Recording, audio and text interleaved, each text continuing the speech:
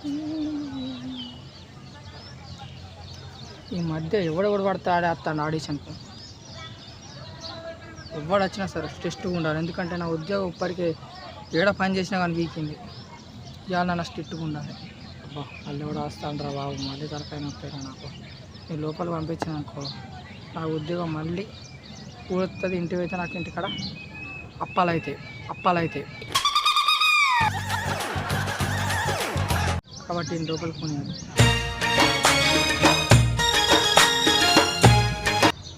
Phone ఆగు బాబు, ఎక్కడికి అన్న? జబర్దస్త్ ఆడిషన్స్ ఇక్కడేనా? నువ్వు ఆడిషన్కి వచ్చావా లేకపోతే ఇక్కడ ఏసీ ఉందని రూమ్లో టైం పాస్ చేసి కూర్చొని అలా వెళ్దాం అనుకుంటున్నావు? ఆడిషన్ కన్నా నీ రుజ్యూమేది లేదు, నేను ఎలా నమ్మాలి? కనీసం ఎవరైనా రికమెండ్ చేసిలా అంటే ఫోన్ ఎవరు చేయలేదు. ఎలా నమ్మాలి? మర్యాదగా వెనకవ్వ, లేదనుకో నా చేతిలో తన్నులైతాయి. ఆధార్ కార్డు ఉందా? ఉంది. పాన్ కార్డు ఉందా? ఉంది. డ్రైవింగ్ లైసెన్స్ ఉందా? బైకే లేదన్నా. బైకే లేదన్నా. బైకు లేకపోయినా డ్రైవింగ్ లైసెన్స్ ఉండొచ్చు కదా అన్నా. నేను కామెడీ చేయడానికి వచ్చానన్నా. బైకులు తుడవడానికి, బైకులు నడపడానికి, రాపిడో చేయడానికి రాలేదన్నా.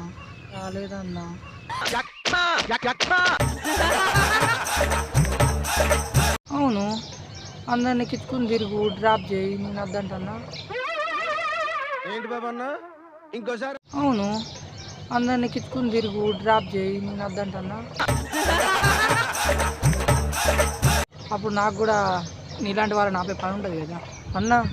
నేను కామెడీ చేయడానికి వచ్చానన్నా. నేను కూడా అదే చేస్తున్నాను. ఇంకా లోపలికి పంపలేదు కదా.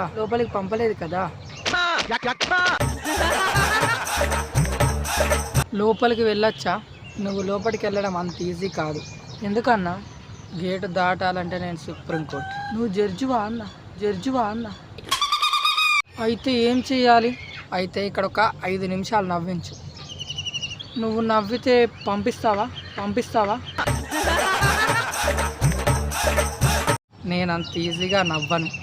ఎందుకన్నా డిసప్పాయింట్మెంట్ చేస్తున్నావు? కొంచెం ఎంకరేజ్ చేయొచ్చు కదా.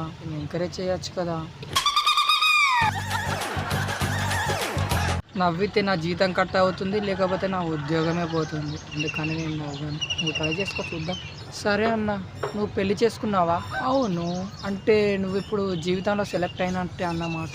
నా లైఫ్లో పెళ్ళి దరిద్రం రా అంటే ఇది మళ్ళీ అదే గుర్తు చేసి నన్ను డిసప్పాయింట్మెంట్ చేస్తాను. నెట్ లోపల నేనే ఇంకా దేంట్లో సెలెక్ట్ కాలేకపోయాను.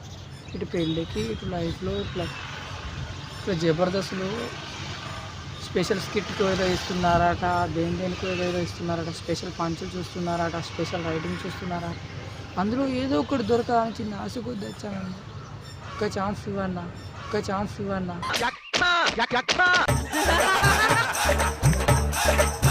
అన్నా, నన్ను లోపలికి పంపు ప్లీజ్.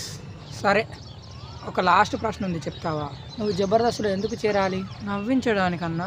సరే, ఎప్పుడైనా ఇంట్లో వాళ్ళని నవ్వించావా? లేదు. మరి నువ్వు దేశానేం నవ్విస్తావు?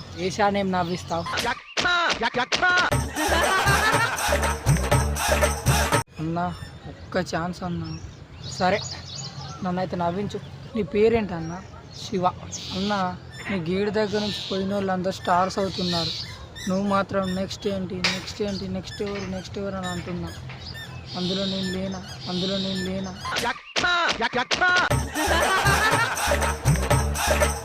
నా ఊరు రాలే. ఇంకోటి చెప్పు, నీకు ప్రమోషన్ వస్తే అవును ఏమవుతుంది? ఏముంది, గేటు లోపల నిలబడతావు. ఇప్పుడు గేటు బయట ఉన్నావు, తర్వాత గేట్ లోపల నిలబడతావు. అంతేనా? జీతం మాత్రం అదే. ఈ పాయింట్లో నేను ఆలోచించలేదు. నన్ను కన్ఫ్యూజ్ చేస్తాను లోపల పంపడానికి. ఎట్లయినా మా పద్ధతి స్టడీ.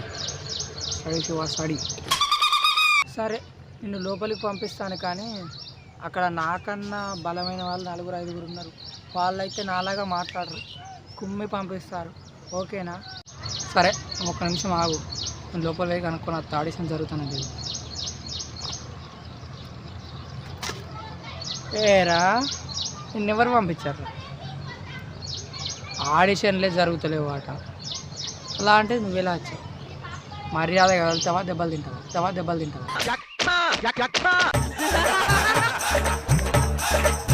నేను ఫేమస్ అయ్యాకనే వస్తానన్న వాళ్ళు పిలిస్తేనే ఇక నేను రానన్నా. నాకు అర్థమైంది. నన్ను ఎట్లాగో నువ్వు లోపలికి పంపించవు.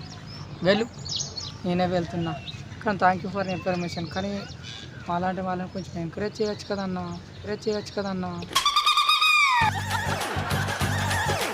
ఓకే, వెళ్తున్నా అన్న. థ్యాంక్ యూ ఫర్ మంచి ఇన్ఫర్మేషన్ ఇచ్చావు. అమ్మో, ఇంకా లాంటి వాళ్ళు ఎంతమంది వస్తారు, అంటే ఎలాంటి వాళ్ళు రావచ్చు, ఎలాంటి వాళ్ళు రాకూడదు అనేది చెప్పడం వల్ల నేను కూడా తెలుసుకున్నా. అంటే ఒక ఫేమ్ ఉంటే నువ్వే నన్ను సెల్యూట్ కొట్టి లోపలికి రమ్మాట. ఓకే, మళ్ళీ కలుద్దాం, ఖచ్చితంగా కలుద్దాం. వీడొచ్చి అర్ధగంట బుర్ర తిన్నాడు. బన్నీ అవ్వ, అర్ధగంటకి ఒక్కడంటే రోజుకి ఎంతమంది వస్తారు? అమ్మ బాబోయ్.